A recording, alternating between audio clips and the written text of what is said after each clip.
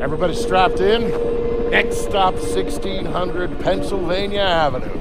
Hello, ladies and gentlemen, and welcome to episode 10 of Let's Play Splinter Cell Conviction.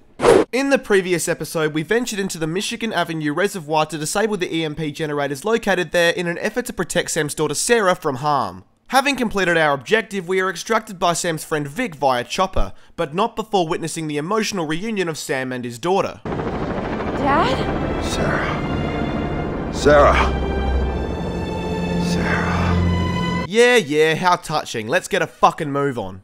We then cut to Sam, Vic and Sarah flying over the city discussing their intentions to head to the White House and assist Grimm in stopping Reed. Shortly after, the two EMPs that Sam was unable to disable in time are activated, sending the city into a state of darkness and panic. Oh my god.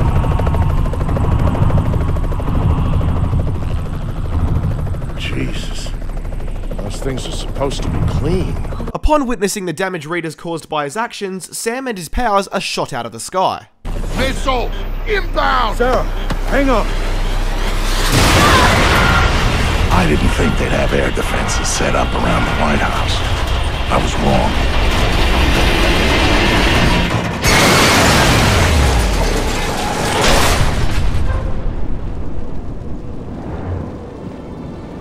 Vic, you okay? Yeah, Sarah, I'm fine. Dad! Dad! Gotta get up, come on! Gotta get up, Dad! Sarah. Thank God. You had me worried there for a minute. Having crash landed in what appears to be a theatre, it's time to head towards the White House. However, as we make our way towards the entrance, we notice that quite a few Black Arrow goons have come to make sure we're dead. Needless to say, approaching them directly... I gotta say guys, that was a clever move taking out the chopper. For a second there, I actually thought that I was going to Isn't an advisable way of doing things. So the way that we are going to handle the situation is to, while peeking around this corner, mark these three guards temporarily before turning around and discreetly making our way through the door on the left. Upon entering the foyer, we'll sneak up to this counter and prepare to deal with the wanker on the other side. Hey guys, just a thought. Do you think that maybe we should be watching the side exits as well? Wait! Actually, that's a good point.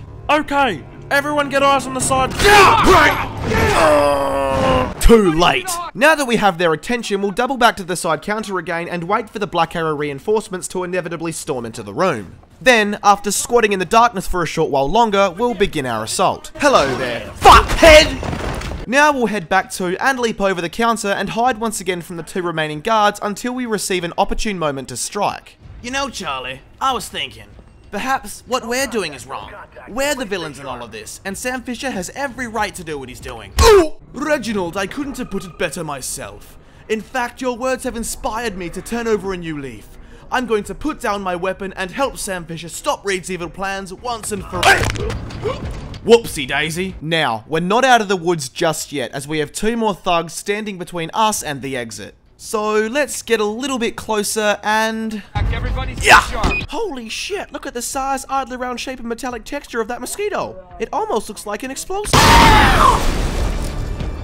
Great. Yeah. How annoying is it when one of your co-workers is killed in a fiery explosion? Pretty inconsiderate of him, actually. Anywho, as the final guard immediately forgets about the death of his comrade and returns to his post, we'll hastily make our way towards him and take him out. Hey, there he is! You did your best, mate. You deserved a break. And with that, we'll make our way out of the theatre and onto the streets of DC. As Sam ventures deeper into the downtown district, we're forced to walk at a snail's pace as we bear witness to the chaos and destruction that has fallen upon the city as a result of Tom Reed's actions. According to video game logic, cars that are on fire are likely to explode. For Pete's sake, Simon, what are you, stupid? Get back from over there, it's too dangerous! Ah, fuck off, Luke. It's just a little bit of fire, you wimp. And look, I just found $1. Let's see you call me stupid now.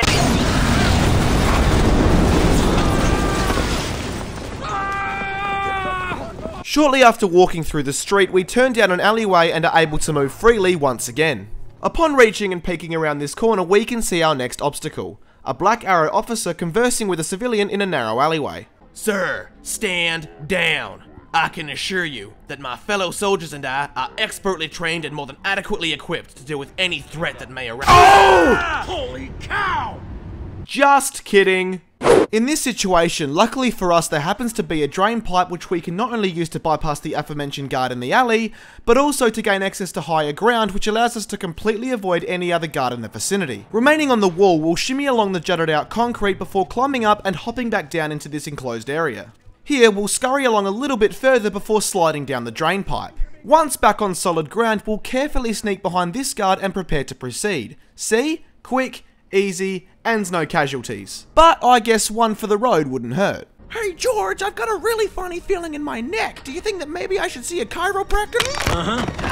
You'll get my bill in the mail. And with that, ladies and gentlemen, it's time to proceed. So we'll turn around, make our way past the two parked trucks, and come out onto yet another street populated by civilians. Except this time, there are also a handful of Black Arrow goons present to make things difficult. The first thing that we're going to do after running quickly down the street is to climb up the nearby scaffolding and turn our attention on the thug addressing the crowd. Ladies and gentlemen, please, return to your homes immediately. I can assure you that everything is under complete and total control. Having shot the dickhead with the megaphone, we'll use our sonar goggles to locate the additional guards, mark them to keep track of their locations, and drop down from the scaffolding to the ground below. Now we'll remain crouched and make our way along the path to an opening in the fence. Aha! I've got you! Continuing now through the construction area, we'll shoulder up to this barrier, wait for the guard ahead of us to move away, and make our way forward. Taking cover by this covered crate, we notice what would have to be a vision-impaired Black Arrow henchman making his way towards us. So let's deal with him. You know, I'm all for equal opportunities, but I'm beginning to think that perhaps a villainous gun-toting henchman wasn't the wisest career choice for a blind person such as myself. Oh, is that you, Darren? After taking care of that minor inconvenience, we'll discreetly cross the street and briefly pause behind the powered road sign. Now, what we want to do here is create a diversion that will lure the nearby guards away from the fence so that we can pass through it. So we'll lob a remote mine onto the car in the distance and hit the detonator. Minor explosion! The explosion grabbed the attention of one of the guards, but as he moves away and we creep our way forward, we can see two more guards lingering ahead, but nevertheless, we must proceed. Men, be sure to keep your eyes peeled and your heads on a swivel. The last thing we want is for Fisher to get the jump on us. Fuck! Well people, we've been detected. Here, the best thing for us to do is to immediately dart into the shadowed area, get out of sight, and sit tight until the coast is clear. Eventually, the guards will moronically begin to search for us in the area opposite to where they just saw us run, giving us the opportunity to leave our hiding place and make our way down the street.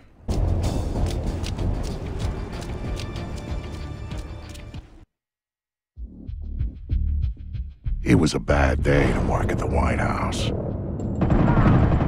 Black Arrow's outer perimeter was there to prevent accidental witnesses. Then there was the inner cordon around the White House to make sure nobody bothered Reed while he did his dirty work. After all, the army was eventually going to get its ass in gear and start airlifting people into the city. Then there was going to be some explaining to do. Reed's solution was brilliant. If the cavalry showed up after he'd taken out the president, then Black Arrow was there to help secure the White House and our new president. If not, Black Arrow would be the scapegoat, and their resistance would buy enough time for him to finish the job.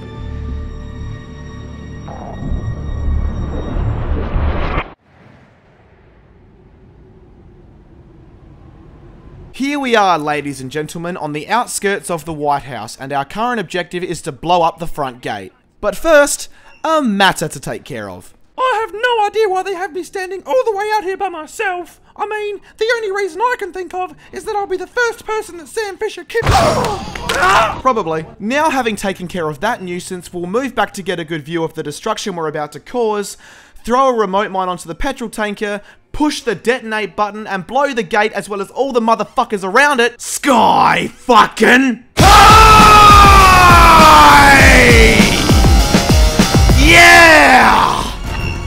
Having got people's attention, we'll flank around to the right hand side of the gate, hide behind the information sign, and when the coast is clear, move through the side gate. Once inside, we'll move around the perimeter of this building to move forward undetected. Fisher, come out, wherever you Die! Don't you fucking toy with me, cunt! After jumping onto this roof, we'll use our higher vantage point to survey the area and ultimately take notice of the two thugs positioned by the gate that we wish to pass through. Not to worry though, as we'll simply throw another remote mine across the driveway, hit the detonator and blow it up to create a distraction. With both of the guards taking the bait and leaving their posts, we're clear to jump back down to solid ground and discreetly proceed through the gate. When in the clear, we'll break into a run and proceed up the driveway before taking an immediate right to avoid the oncoming patrol. Using the pot plants, hedges and garden bench for cover, we'll carefully make our way around the patrol before jumping over the barrier and continuing our quest to the White House. Shortly we reach what appears to be a Black Arrow supply camp, at which we'll move off of the driveway to the left. Here we'll move past these parked vehicles and shoulder up against this supply crate, waiting for yet another wave of soldiers to scurry on past and set up a choke point. Now we'll move up to this quad bike, wait for one last guard to run past, and then quickly dart around the parked truck and up to the power generator in order to hide before the aforementioned guards turn around. And we'll stay hidden by this generator until we're ready to make a move without any guards noticing. Which is now. Still no visual on the target. Excuse me, sir, would you ever so politely get the fuck out of my way? Thank you.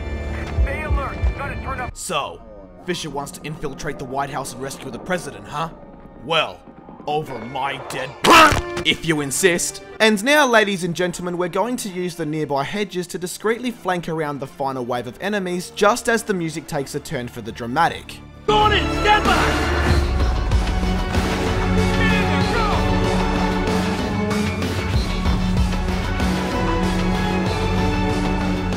Nothing like a good soundtrack to get you in the mood to help Grim rescue the president and finally confront Tom Reed. And of course, as we race to the garden door, we embrace the simple fact that the door handles are still for fucking pussies.